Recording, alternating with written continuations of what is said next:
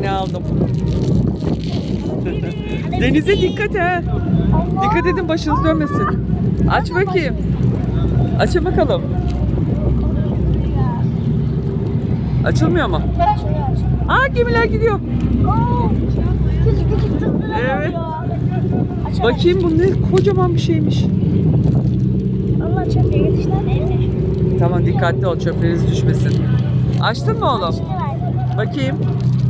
Ay, yine mi ekşi şeker bunlar? Ya yeter. Güzel mi? Hadi iyi. Ver bakayım çöplerini, uçmasın denize.